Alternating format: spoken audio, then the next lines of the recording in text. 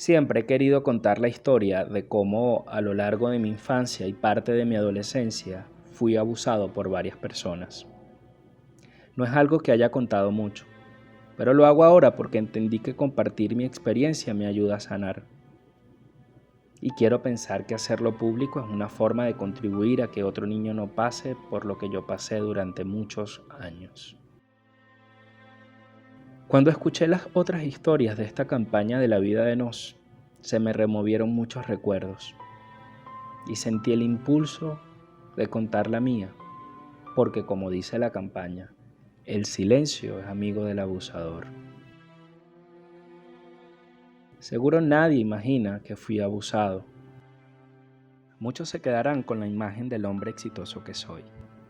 Me gradué en la Universidad Central de Venezuela, donde he sido profesor y actualmente ocupo un cargo de envergadura en la organización en la que trabajo.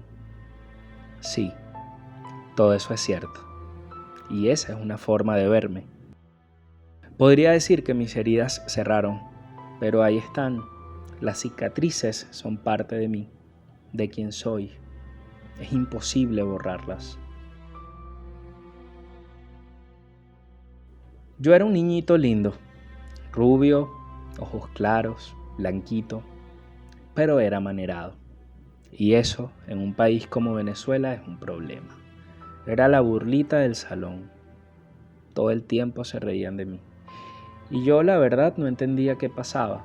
Muchas veces he pensado que quizás el ser tan suave, tan delicado, fue lo que dio pie a tantos abusos.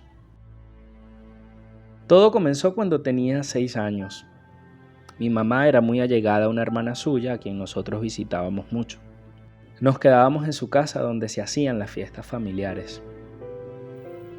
Era una casa grande, con 2 plantas y un sótano en el que dormía mi primo, el hijo de mi tía, con su esposa. Él tenía 25 años y yo, como dije, 6. Un día estaba jugando y bajé al sótano a buscar a una prima. Entonces encontré a mi primo. Se estaba tocando el sexo. Me llamó y me pidió que lo probara, que le hiciera sexo oral, pues. Le dije que no, pero comenzó a tocarme, me bajó los pantalones, me besaba las nalgas, me obligaba. Esa fue la primera vez. Y yo fui muy tonto porque mi mamá se dio cuenta de que tenía la ropa desarreglada y me preguntó, pero le dije que era que había ido al baño, porque mi primo me había dicho que dijera eso en caso de que alguien me preguntara. Lo que ocurrió ese día siguió pasando. Siempre era igual. Me tocaba, me besaba, introducía sus dedos dentro de mí. Un día me penetró con el pene y me dijo que si hacía algo me haría más daño. Yo, la verdad, ni pensaba en delatarlo. ¿Cómo iba a hacerlo? En mi casa no se hablaba de sexo, era un tema tabú. Mis padres, andinos y conservadores, siempre evitaron ese tema. Además, ¿quién me iba a creer si el primo estaba casado y todo? Nadie imaginaba que era un retorcido. Más adelante escuché un cuento según el cual, cuando él tenía 12 años, una bala perdida le impactó en la cabeza y tuvieron que operarlo. Según ese cuento, un médico le dijo que tuviera relaciones sexuales y por eso lo llevaron a prostíbulos para que se iniciara prematuramente. No sé si será verdad, pero en todo caso, quizás allí esté el inicio de su problema mental. Yo terminé siendo el afectado de que él estuviera dañado desde siempre. El tiempo fue pasando. No podría calcular cuántas veces mi primo abusó de mí. Se aprovechaba de la confianza. Le decía a mi mamá que me dejara en su casa, que él jugaba conmigo. Y eso hacía. Pero nadie imaginaba cómo. Así llegué a los 12 o 13 años. La época en la que otra persona abusó de mí. Fue un chamo que vivía por mi casa. Yo estaba jugando, él me agarró, forcejeó conmigo y ocurrió. Ese episodio fue muy traumático porque hubo mucha violencia. Quedé tan golpeado que tuve que decirle a mi mamá que había peleado con otro chamo para que no se preocupara. Como venganza, inocentemente, Un día lo encontré distraído y le partí la cabeza con una piedra. Más adelante también pasó que unos chamos que eran de sexto grado me tocaron, me agarraron.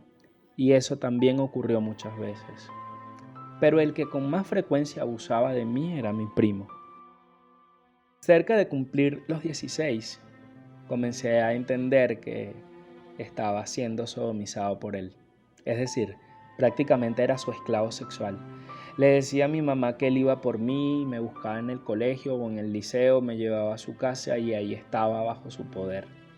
Una vez lo vi con otros niños y le pregunté si a ellos les hacía lo mismo que a mí y sonrió y me respondió: ¿qué crees? O sea, que seguro les dañó la vida a más de uno. Cuando yo ya estaba grandecito, prácticamente me prostituyó. Comenzó a llevarme a otras personas para que me hicieran de todo. Era como un objeto sexual. Y yo me dejaba. Me da rabia reconocerlo, pero sí, me dejaba por miedo, no sé. Creo que el miedo es lo peor porque te inmoviliza.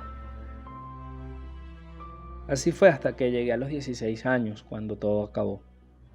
El día que mi papá entró al cuarto y lo vio abusando de mí. Y entonces comencé a contarlo todo. Mi familia quedó impactada. Mis padres me pegaron, me preguntaron por qué no había dicho nada y dijeron que yo había sido el culpable. Por ser marico, sí. Porque en medio de todo esto, paradójicamente me di cuenta de que me gustaban los hombres. Entonces, claro, pensaron que era que me le había insinuado al primo, qué sé yo. A los días, mi papá habló conmigo y me dijo que me aceptaba, pero me pidió que por favor no me fuera a estar vistiendo de mujer. Parece que eso era lo que más le angustiaba. Después de eso, mis padres se alejaron mucho de la familia, pero mi mamá siguió siendo amiga de mi tía y teniendo contacto con el abusador. Y luego de todo eso, sobre mí cayó un silencio terrible, un silencio como de vergüenza. Sí, soy la vergüenza de la familia, la oveja negra, como dicen. Para mí fue muy fuerte entender esto, salir adelante. Es duro entender que fuiste abusado muchas veces y por muchas personas. Es duro entender que hasta te prostituyeron. Es duro, muy duro sentir el rechazo de la familia. Yo fui a terapia y allí logré procesar muchas cosas. Entendí por qué no había hablado. Entendí que no soy culpable. A veces lamento que mi historia personal esté marcada por el abuso. Por eso deseo que cualquier niño abusado sea atendido y acompañado y que se haga justicia. Es muy triste que todo quede así. Yo no encontré justicia, me tocó pasar la página. Pero perdoné y me perdoné. Gracias a eso pude seguir con la vida. Hoy, años después, le doy gracias a Dios porque no soy un monstruo ni una mala persona. En medio de todo, reconozco que tuve amigos, familiares. Mis padres en verdad no fueron malos. Después entendí que actuaron como lo hicieron por los prejuicios sociales que tanto daño hacen. Estuve en la iglesia católica y creer en Dios me ayudó mucho. Fue un gran soporte para que pudiera seguir adelante. Y a pesar de todo, puedo decir que la mía es una historia de éxito. Me siento orgulloso porque lo normal hubiese sido que mi vida estuviera llena de adversidades, de conflictos, y no ha sido así. Aprendí a ponerme metas, a soñar. Entendí que no soy lo que me pasó, sino algo más, que soy amor y que puedo amar y que debo amarme. Esta es una historia real. Para proteger la identidad del protagonista, el relato fue narrado por una persona distinta. La pieza forma parte de El silencio es amigo del abusador, una campaña de prevención del abuso sexual infantil en el hogar, desarrollada en alianza entre La Vida de Nos y Construyendo Futuros.